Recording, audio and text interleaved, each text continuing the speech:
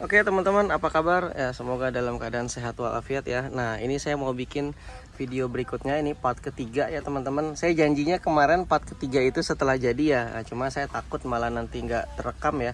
Jadi ini cuma jeda 1 hari dari video part kedua ya, tentang bikin kutu air, mengkultur kutu air di belakang rumah teman-teman, di kolam buatan sendiri. Nah, ini dari hasil pembuangan ya. Ini saya langsung buat video part ketiganya aja biar teman-teman bisa melihat ya runutan video yang saya buat ya, eksperimen dan uji coba yang saya buat. Biarpun eksperimennya nggak terkendali banget ya, pokoknya masih asal-asal lah gitu ya. Tapi lumayan lah bisa buat referensi kita. Jadi ini teman-teman kelihatan itu ada pembuangan air ya, pembuangan air itu sabun bekas deterjen ya. Itu yang hipotesis lain saya kenapa kok bisa nggak jadi ya, salah satunya itu karena kemarin saya kasih pembatas di sini tapi pembatasnya udah ambruk ya, jadi nggak masalah lah. Kita sekarang uji coba dulu dari kegagalan kemarin kita mau uji coba teman-teman dengan cara memberikan makan. Kan hipotesisnya kemarin jawaban sementaranya gara-gara makanannya nggak ada. Nah ini saya udah cari apa nih namanya, kotoran ayam ya teman-teman. Tapi ini setelah saya lihat kotoran ayamnya ini berat banget. Ini saya lihat malah banyakan tanahnya gitu. Nah jadi nggak tahu nih efeknya bagus apa enggak. Kita coba aja sih ya.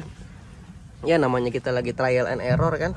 Kita coba trial and error, hasilnya seperti apa kita nanti nggak tahu gitu. Jadi saya udah siapin ini, saya udah kasih ini dari kemarin ya. Lubang-lubangnya kurang banyak, makanya saya lubang-lubangin lagi tuh. Tapi ya itulah kebanyakan tanah teman-teman ya. Nah ini juga tadi pagi udah saya kasih starter beberapa ya.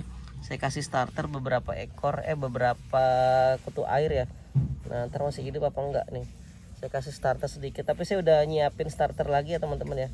Emang saya udah nyiapin starter. Nah, itu kutu air tuh teman-teman, tuh ada ya. Jadi kelihatan di sini sudah ada starternya. Ini biarpun sudah ada apa namanya, sudah ada air deterjen, mereka masih hidup ya. Oke, mereka masih hidup ya, kita lihat lagi nanti teman-teman. Nah tadi kemana tuh starternya? Jadi intinya ini sudah saya kasih tambahan pakan.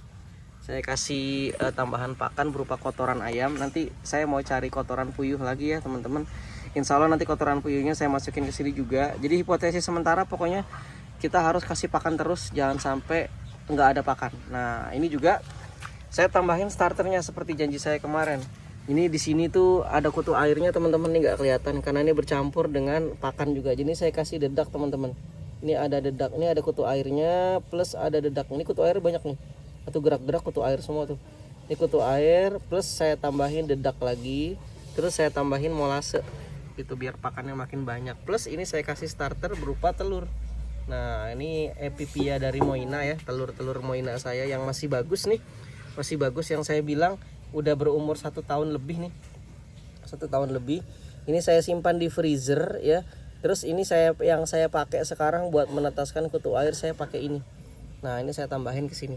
Nah yang penasaran dengan kok 1 tahun masih bisa, nah saksikan aja, cari aja di video saya yang ngebahas tentang epipia ini. Oke ya. Oke gitu ya teman-teman ya. Jadi ini udah saya siapkan pakannya berupa dedak, saya tambahin molase ya kan, terus saya tambahin starter lagi. Nah hasilnya seperti apa gitu ya.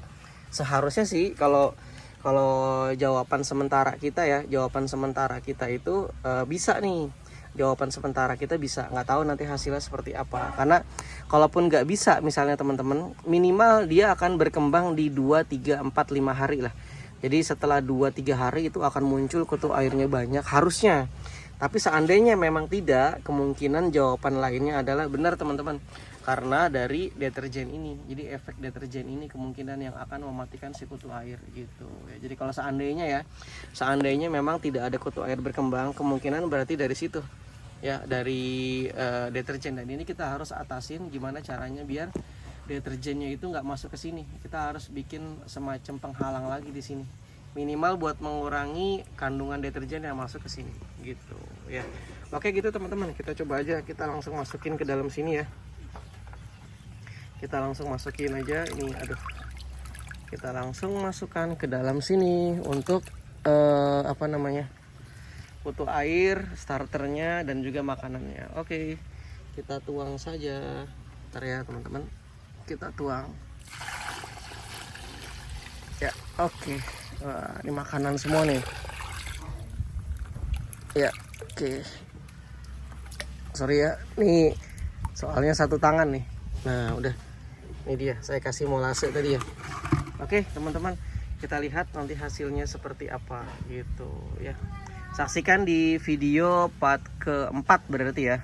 Part keempat insya Allah akan saya buat. Kalau memang perlu saya buat video, akan saya buat videonya.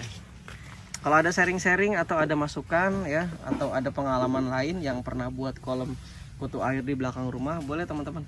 Nah ini kolam buatan sendiri yang sekedar dari pembuangan aja gitu. Jadi memang kolam yang bener-bener baru saya buat dari awal gitu ya. Oke, kita lihat dulu teman-teman, masih pada bertahan nggak nih si kutu airnya. Kita lihat tadi kan ada tuh, nah sekarang masih ada nggak starter yang udah saya berikan.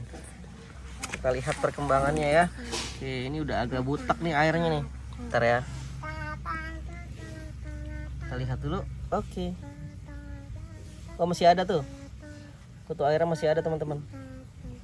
Nah tuh ya, kutu airnya masih ada ya. Jadi dan semakin banyak ya, karena tadi saya udah kasih starter tambahan ya, harusnya semakin banyak. Dan tadi saya kasih di sini, harusnya sih makin banyak nih. Kita lihat ya. Oke, kelihatan nggak? Kurang kelihatan ya. Kita lihat, nah itu dia teman-teman, udah ada ya kutu airnya ya, sudah banyak ya. Starter yang saya berikan saya rasa udah cukup banyak ya, jadi kita tinggal tunggu aja. Ini banyak tuh, nah nih,